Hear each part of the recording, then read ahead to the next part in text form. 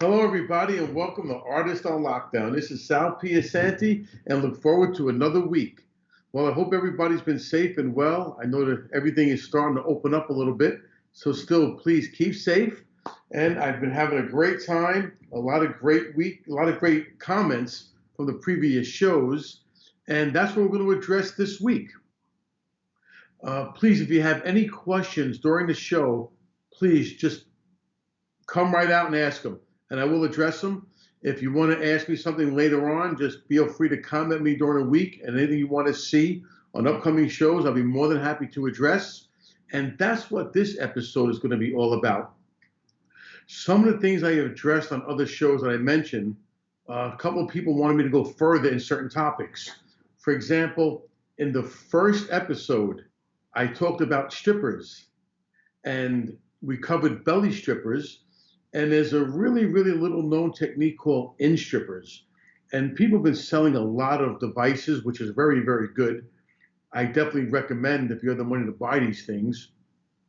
There's also a place, a gentleman in California, I'm sorry, in Canada, who makes great gaff cards. And if anybody wants that contact information, please feel free to contact me. But as far as making these gaffs, you can do them at home very inexpensively. I'll give you an example. Here's a deck of cards.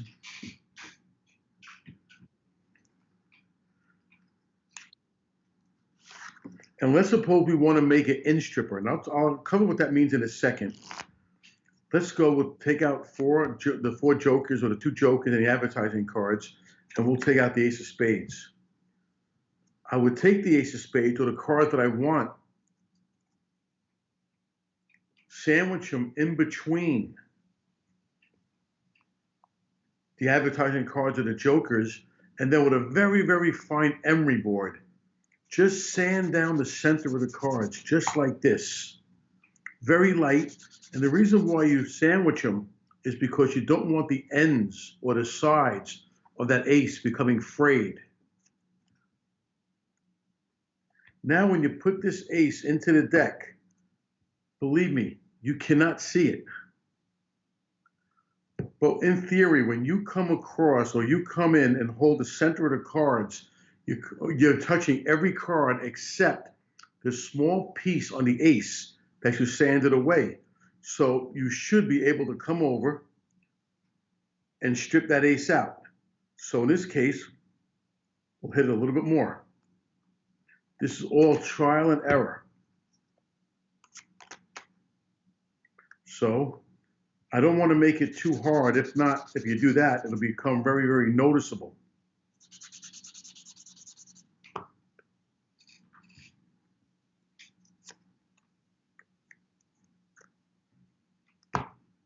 Again, you want to make sure you can't see it. That's what makes these cards so deceptive. But you should be able to pull it out anytime you want. So here. Anytime you want that ace, you pull it. A better way of using these cards is to pull out the ace just a little bit and then push it back in so it sticks out the side and the back.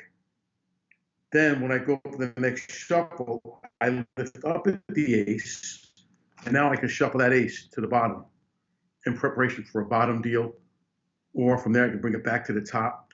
But that's the in strippers, and that's just done with one card. You can do this with the four aces. You can actually take other cards and make combinations. You can hit the kings here, the queens here, and the aces here. So in that case, anytime you want to apply the king, you hold the deck up top and strip. Anytime you want to pull an ace, you hold the deck in the center and strip. And anytime you want to hit a queen, you hold the deck lower and strip. So that is pretty much my treatise on the in strippers and how to make them at home.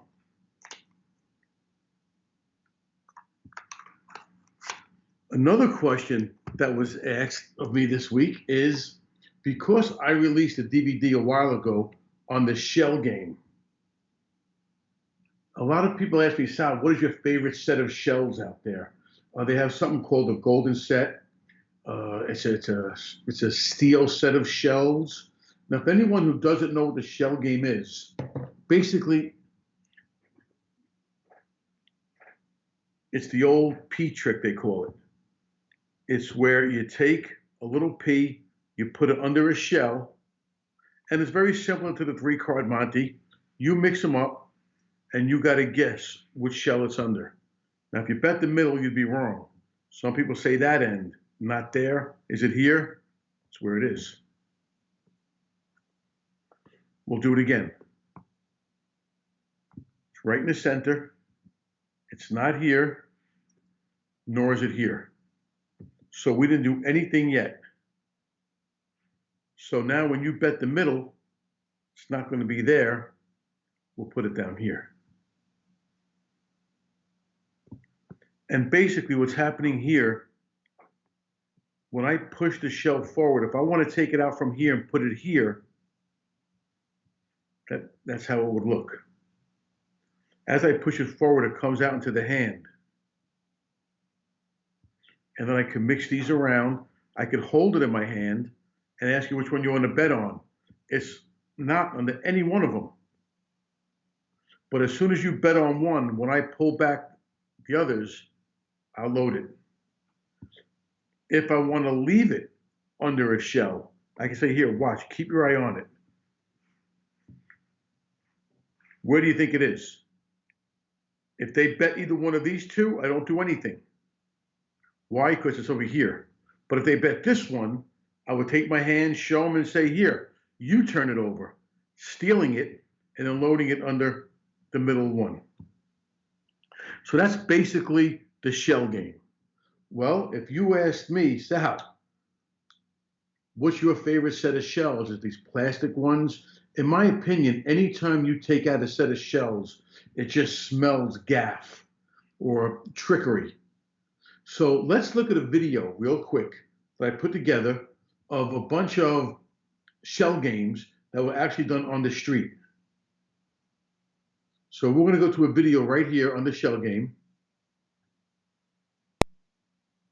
And if you notice, let's look at the shells they use and listen to the pattern. Which one? Which one? Which one, big? How you doing? You know she was winning when she was coming. Yeah, but she was winning. She came back.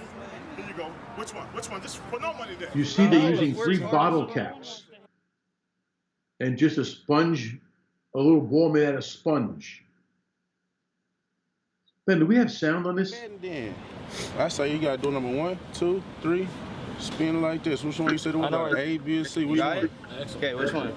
Point to it, bro. A, B. You got C right here. Number spin once. Spin 3 times, bro. What's it out of door number 1, 2, or 3? I say you got A. I know B. what's up. Let's see which one. Here. What we call it a dog roll, or the rhyme. You'll hear a couple of them here. But if you know Point to it, bro. Using nothing but bottle caps in a shell, and that's what I would prefer. If you're doing a gambling demo, you want to show exactly the way it's going to look on the street. I'm paying all corners today. Watch that ball. First one point now be the first one win. Wait a minute, you said anybody can play? Anybody can point to it. Which one was it? Now, of course, what's going to happen is his partner is going to come up right in front. That's his partner. You'll see her. See, he pointed to it. He doesn't want to bet. So his partner is going to come up. She's going to bet. And you know what's going to happen? She's going to win and get paid. And that other guy is going to say, oh, I would have bet. I would have paid. That's it's my job to hire you as the final. I'm going to leave you now. Watch the ball. Call it a deuce, B. Where's the ball at now? Watch it. Win here. The bigger I bet, the scared y'all get. 200 wins 4. Watch the ball and get some more. Win, lose, right at you. Who knows where's it at now? 200. 200, put it up. Tell me. Who knows where's it at? 200. Gotcha. 200. Bet 200. Do it. See, his partner bet wrong on purpose. That entices the other people to bet. You're going to see him take it out and switch it a couple of times. At the end of this, we're going to show it to you in slow motion. Right there, just put it in the middle and hold it to the...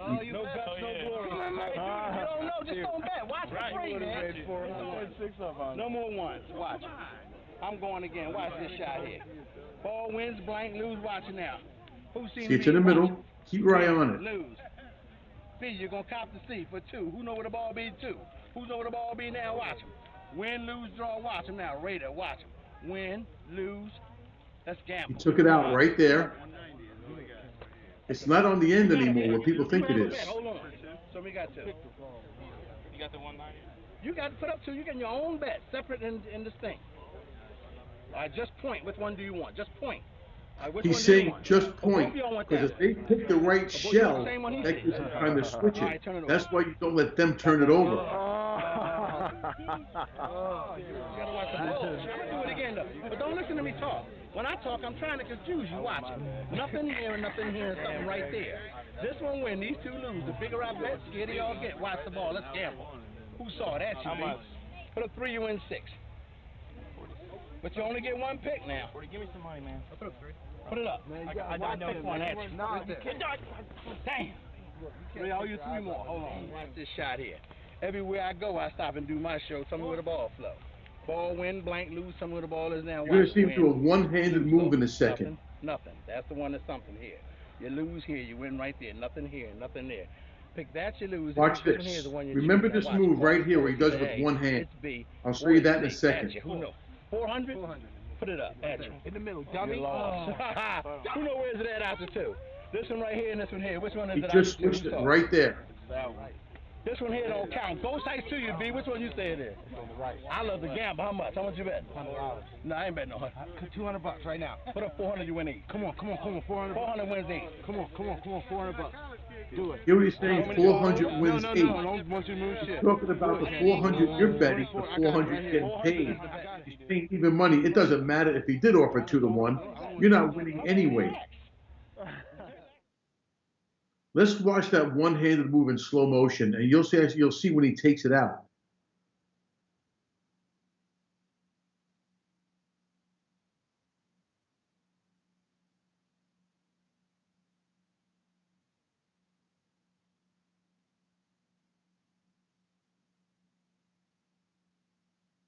So it's right in the middle. Now it's on the right side of the screen.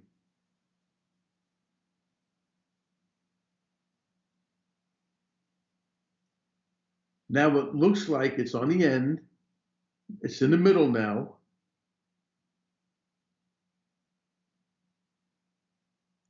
It's on the right side of the screen. Now watch this move.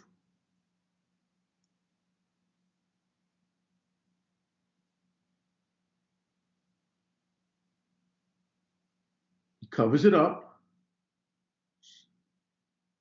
That P actually rolls underneath his finger and loaded into the middle cup. Now it's on the left side of the screen when everyone thinks it's on the right side.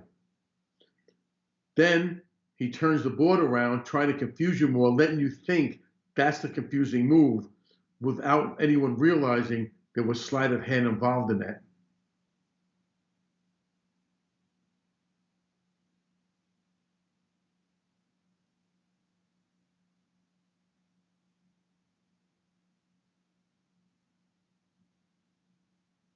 Right here, he's taking it out of the middle and he's loading it on the end.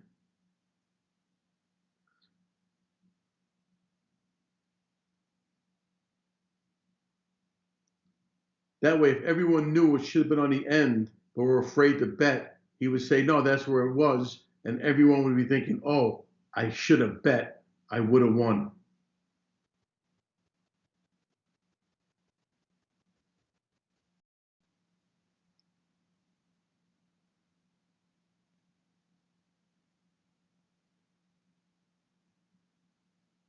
So if you ask me, Sal, what is your favorite set of shells to use? Believe me, it would not be these. The first thing I would take out is a set of bottle caps and a little P.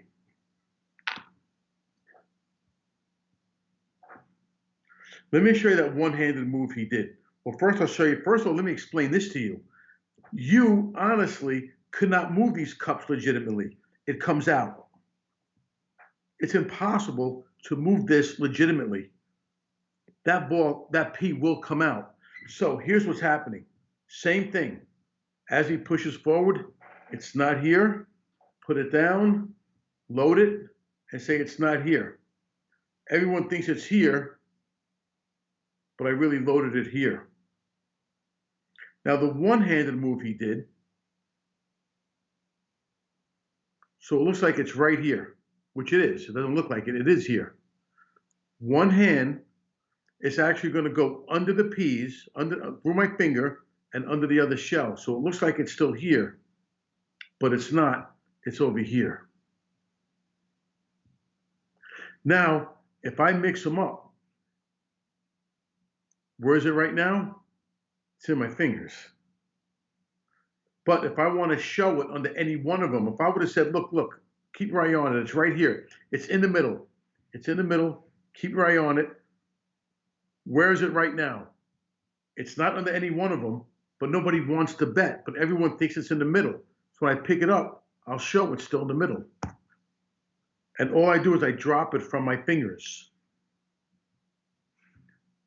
So basically, I could put that P anywhere I want. Or I could take it out and it will not be anywhere. That's the shell game. Well, I hope everybody enjoyed that. Hope everybody enjoyed that little treatise on the shell game. When making strippers, how coarse an emery board would you use? Because they come with slightly different grips. Jamie, good question. And I would look for the most fine emery board you can get your hands on. The finer, the better. You don't want it coarse because that's going to fray the card. You want it real fine. And you just want to hit it as light as possible. When you first practice, I mean, you really go to town on that deck and you make them really strong and they pull out. And then you keep getting lighter and lighter and lighter. So you want to find it as coarse as possible. I don't know where you're located. I purchased these in Walmart. I got them for, I think, $1.39 for a set of 3. So you can find it at Sally's Beauty Supply, Walmart, anywhere. But you want it as fine as possible. Does the mat need to be soft? Okay, Jay, great question. You mean for the shell game. So I'm going to do this for you then. I'm going to take my mat away. Now you're on a hard case, and let's see.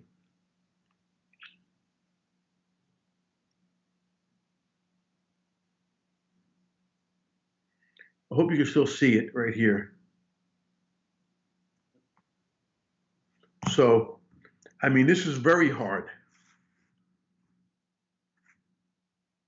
So you would have thought it was here. It's really here.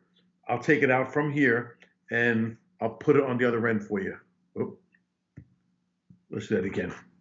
But no, any surface. It doesn't have to be soft. It can be any surface at all.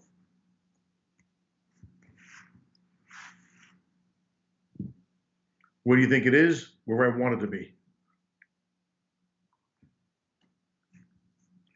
The one-handed move, it works just as good. It's on the end, and now I put it right back to the middle. So, no, it doesn't have to be a soft surface at all. What David say? Dave, how are you? Okay. Now, someone else asked me about my second deal. So let's talk about the second deal. Back here.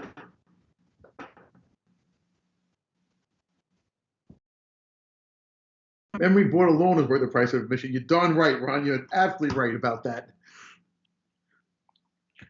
Let's talk about the second deal. Now, what is the second deal? If anyone's watching doesn't know what the second deal it is, all that is taking the top card, and when I deal, make it look like I'm taking the top card, but I'm really keeping that ace on top. Here, we'll do it face up so you can see it.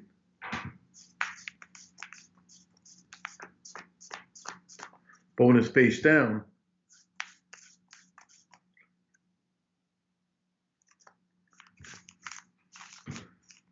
and it's funny because if you watch the movie Rounders, they talk about the false deal.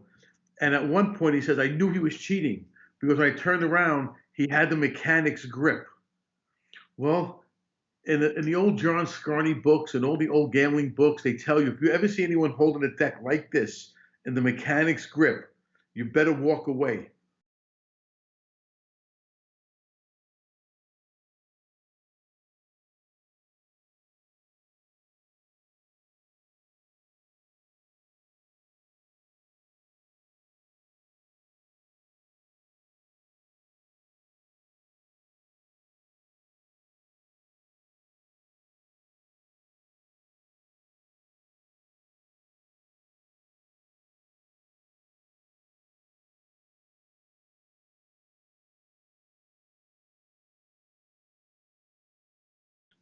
to get a fine brief. They want to try and get a fine brief as possible. When they come over, they want to try and get as fine. Well, I'll tell you something. If you keep trying to get it fine, you're going to get hangers. If anyone doesn't know what a hanger is, that's a dry run where you go like that, nothing comes out, and then you go back for it again. Timing is what does it. You can use a big brief. That's called a brief right here. It's the timing that does it. And you want to practice with a pitch. Now, everyone says, Sal, look for the dead thumb. If anyone knows what the second deal looks like, they know what to look for. John Scarney popularized lifting the thumb after the second. So if you watch my thumb, as I deal, I'm going to lift it so it doesn't look like I'm dealing seconds. Now, in order to know what in order to deal seconds, you know what you need to know? What the top card is. So one way of doing that is by mark cards. So if I look down right now, I know this top card is going to be a 7, 8, or 9. Oh, I'm sorry, that's my fault. I misread it. The ace. There'll be no more mistakes now. That's going to be a 7, 8, or 9. I'll tell you how I got that mistake in a second. This is going to be a 10 value, a 10, Jack, Queen, King. This is called a 4-way combination. I'll explain that to you in a second on the next video. But that's a 10 value. If I come over here, that's going to be another 10 value, it looks like. Oh, sorry, it's going to be a low card, a 2, 3, 4. This one's going to be another low card. Here's another low. No, sorry, it's going to be a 7, 8, or 9. This will be another 7, 8, 9. Now with this, I can actually read down. Watch this. If I go like this, I know right now the second card is a high card for sure. Not the top card, the second card. It's a 10, Jack, Queen, King, or Ace.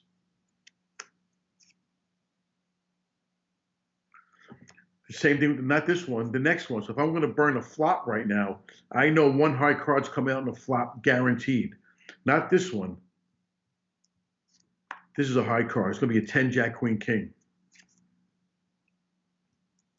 And the reason why this is called a 4-way combination is because I can distinguish 4 different groups. I can distinguish a 2, 3, 4, 5, 6, a 7, 8, 9, a 10, Jack, Queen, King, or an ace. Now, if we go to the video on this deck right here, I'll show you how the markings are done.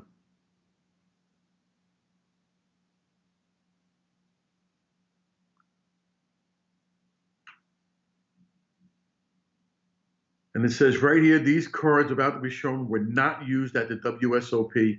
The marks were added after the tournament. So let's look to see where these cards are marked. This is called blockout work. If you look at the ace, if we could pause it right there. Well, okay, we'll get there a little more. Right there, perfect. If you look at the corners, they're rounded. The white part is rounded on the right, upper right, and the upper left. All 4 corners are rounded. That distinguishes an ace. Now, if we go to the next card, right there, that's a 10, Jack, Queen, King. If you look at the upper left corner, you can see it's rounded. Some of the white has been blocked out compared to the upper right corner. Then, if we go to the next card, you can see in the upper right corner, that's been rounded. So if the upper right corner only is rounded, that's a 7, 8, 9. If the upper left corner is rounded, then it's going to be a 10, Jack, Queen, King. If they're both rounded, then it's going to be an ace. And if we go to the next card, it's not marked at all. So not marked distinguishes a 2, 3, 4, 5, or 6. You can see none of the corners are rounded. So now, if we go back to the screen, full screen, I'll show you this. Here's how I was able to know the second card down. I don't need to see much of it. When I have that deck in my hand, once I push it over just a little bit to see that second card, the corner of that second card, that tells me, if I see that corner rounded, that tells me it's going to be a 10, Jack, Queen, King, or Ace. If I see that corner rounded, I can pull back, and if I see that card, I know it'll be an ace if that was rounded. I would see both corners. But honestly, that's not practical. You just need to see one corner. So here. Put it in my hand, scratch. The second card's a 10 value. It's a 10, Jack, Queen, King. That's mark cards. If anyone is interested in these particular decks, just shoot me an email or a private message later on, and I'll tell you more about them. Peaks. Well, now, if you talk about the second deal, that's why most cheats prefer cards that have no border. It'll be a lot harder to spot a second deal with a borderless card, as you can see.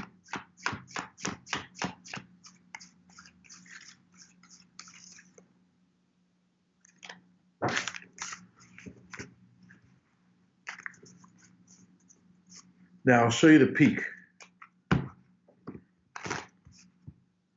So if I call the pots right, bring the chips in like this, top card's going to be a King of Hearts. This is called a heel peak. As I come out for the chips, I pull back on my heel, and right there, I'm looking at the red 7. In blackjack, the same peak is used in a handheld pitch game when the dealer takes his whole card. When the dealer takes his whole card, the deck hand rolls over, tucks it. When he comes back, that's a 4. So that's the peak. There are bubble peaks, there are bottom card peaks, but the heel peak is one of the favorite ones that they use because you could do it as you're pointing. You could do it when you're bringing the chips in. You can do it anytime your hand rolls down. So that's the heel peak. It's a hard move to see. But it comes right up, and right there I'm looking at the 9 of spades. With enough pressure on it, believe it or not, you can actually peek 2 cards. Just come over and squeeze 2.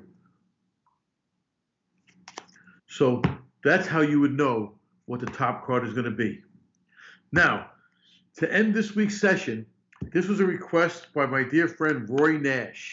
Roy's like, Sal, you do my favorite routines, Bug House Poker and Bug House Blackjack. And I'm going to end this week's session on this routine right here. What is Bug House Black Poker? Well, one time I was asked to entertain at a mental institute. And after I did my show, I was getting ready to leave, and one of the patients came up and said, do you want to participate in our annual Bug House Poker tournament? So I said, I would love to. What is it? He says, oh, it's very simple. We take a deck of cards, we mix them up, we find 5 cards. You can draw your 5 cards any way you want.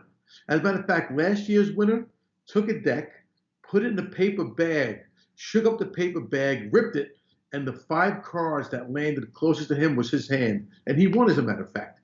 So I said, this is going to be quite interesting. Yeah, I would love to participate in Bug House Poker. So what happened was, I wanted to go last. So when I went last, the guy right before me, here's what he did. He took a deck of cards, he dealt 1 card to the table. And then he dealt 4 cards. And then he dealt a bunch here. He dealt a bunch here, here, here. And then, let me just come up a little bit more. And then he shuffled these. And then he put some here. He put some here. And then, and I'm really watching him, and he's really getting into this. And then he mixed these up. He took some. He took this deck. He shuffled them. And he was really, really making this a quite intricate process. And then he thought about it, and he cut this packet just like this. An 8 to ace. So the best hand he can get right now is 4 aces, 4 8s, or a full house. Then he turned over this hand. He got a 7 of spades. So the best hand he get now was 3 of a kind. Then he got Queen of diamonds. So the best hand he get now is a pair of aces, and he got a pair of queens. And that was his hand. Well, I was set to go next. I'm the last person. I'm like, wow, how am I going to top what he just did?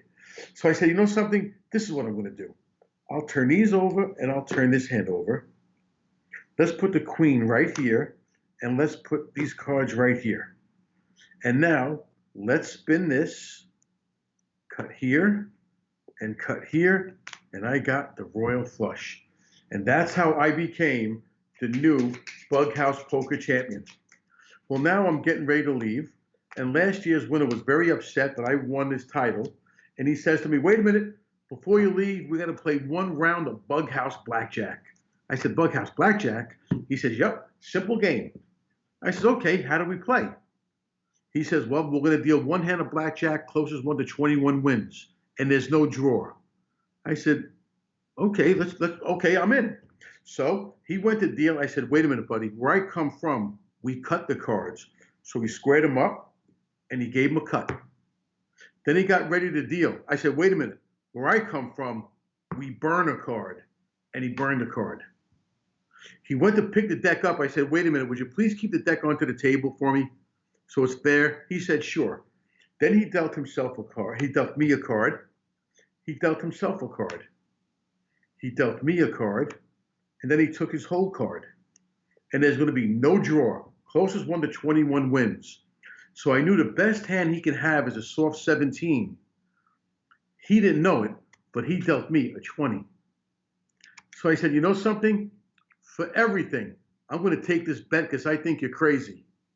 He looked right at me, and he said, I might be crazy, but I'm not stupid. And that is how I lost the Bug House Blackjack Championship. Well, I'm Sal Piacente. Another great week on Artists on Lockdown. I hope everyone enjoyed it. And please, there are other shows out there, other acts that are very interesting and definitely worth seeing. So please, watch Artists on Lockdown. Thank you very much, Ben, for all your help. Thank all you viewers for watching. And thanks, Steve Love, for having me. I hope everybody enjoyed it. Please keep safe, and I'll see you next week on Artists on Lockdown. I'm Sal Piacente. Thank you.